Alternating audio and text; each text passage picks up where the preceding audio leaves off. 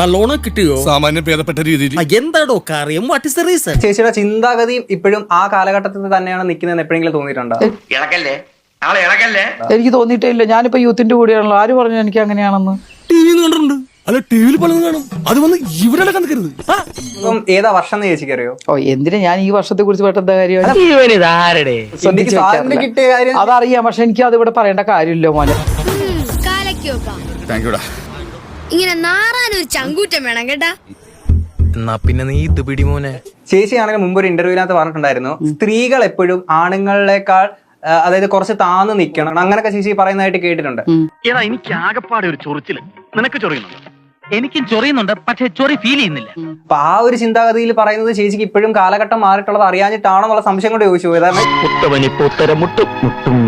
സ്ത്രീ എന്ന് പറയുന്നത് അത് എന്റെ ചിന്താഗതിയാ. ഞാൻ എല്ലാവരോടും കാണിക്കാൻ പറഞ്ഞില്ലല്ലോ.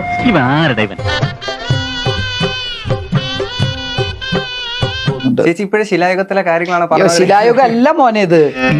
ഇത് എന്തിന്റെ കേടാണ്? ആകാശത്ത് കൂടി പോണ വെടിയുണ്ടോ കോണി വെച്ച് കയറി കൊണ്ടോളും. അപ്പോ എന്നെക്കാൾ താന്ന് നിൽക്കേണ്ടുന്നവളാണ് എന്റെ ഭാര്യ എന്ന് പറയുന്നത് അതിന്റെ ഒരു ലോജിക്ക് മനസ്സിലാകുന്നില്ല. മനസ്സിലാക്കണ്ട. നിനക്ക് വേണമെങ്കിൽ ആവാം, അല്ലെങ്കിൽ നിനക്ക് ഭാര്യയെ പിടിച്ച് നിനക്ക് തലയുടെ മുകളിൽ കയറ്റി വെക്കുവോ താഴ്ത്തി വെക്കുവോ ഇതൊന്നും എനിക്കറിയേണ്ട ആവശ്യമില്ല. അവര് താഴ്ന്ന് നിന്നിട്ടും അവർ വേറെ ജോലിക്ക് പോലും പോകുന്നില്ല, ഭർത്താവ് കൊണ്ട് കൊടുക്കുന്നത് മാത്രം. എന്നിട്ടും അവിടെ പ്രശ്നങ്ങൾ ഉണ്ടാവും. ഈ താഴ്ന്ന് നിൽക്കാൻ കാലിന്റെ ചോട്ടി പോയി കിടക്കാനല്ല ഞാൻ പറഞ്ഞത്. ആരും വില തരില്ല. ഈ ചാരുകസേര പോലും എന്നോട് എന്റെ മേത്തുനിന്ന് ഇറങ്ങി പോടാ പുല്ലെന്ന് പറയും പോലെ. അപ്പൊ ആ ഒരു അമ്മ തന്റെ മകന്റെ അടുത്തും പറയും, മോനെ എടാ ആണുങ്ങളായ 2 അടിക്കണം, നീ പോയി 2 അടിച്ചിട്ട് വന്നാൽ മതി എന്ന് പറയുമോ? എന്റെ മോനെ നീയാണ് ഇപ്പൊ പഴയ ലോകത്ത് നിൽക്കണത് കേട്ടോ. കിട്ടിയല്ലോ, ഇവിടെ സമയം നന്നല്ല. ത്തോളം ബോൾഡ് ആയിട്ടുള്ളൊരു ലേഡിയാണ് താങ്കൾ എന്ന് സ്വയം പറയുന്നു. സത്യത്തിൽ അങ്ങനെ ശരിക്കും ബോൾഡ് ആയിട്ടുള്ള ഒരു വ്യക്തിയാണോ? തല്ലാനാണോ? എവിടെ? ഇതൊരു നടക്ക് പോണ ലക്ഷണില്ല. ഞാൻ ഇവന്റെ 2 വാങ്ങിച്ചിട്ടേ പോവുള്ളൂ. എനിക്ക് കണ്ടിട്ടൊരു എന്തൊക്കെയോ പേടികൾ ഉള്ളിൽ എന്നെ അടുത്ത് പരിചയമില്ലാത്തോണ്ടാ. നീ ഇതുവരെ കണ്ട എന്റെ മുഖം ഉണ്ടല്ലോ, അത് ഡീസന്റ് മുഖം.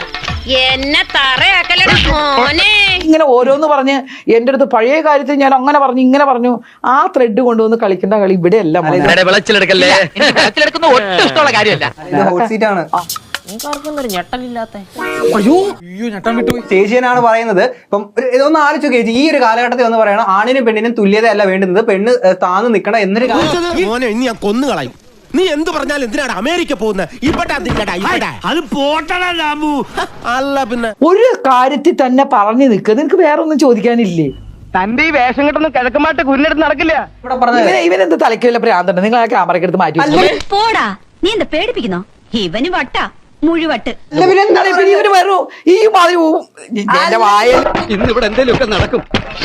നീ ആദ്യം കുറച്ച് ഇന്റർവ്യൂവിന് പറയേണ്ട വാക്കുകളും കാര്യങ്ങളും ചോദ്യങ്ങളൊക്കെ പഠിച്ചിട്ട് വാ. അപ്പോളേ പറയുമ്പോ ഫീൽ ചെയ്യരുത്. നിങ്ങൾക്ക് ഈ പണി പറ്റിയതല്ല.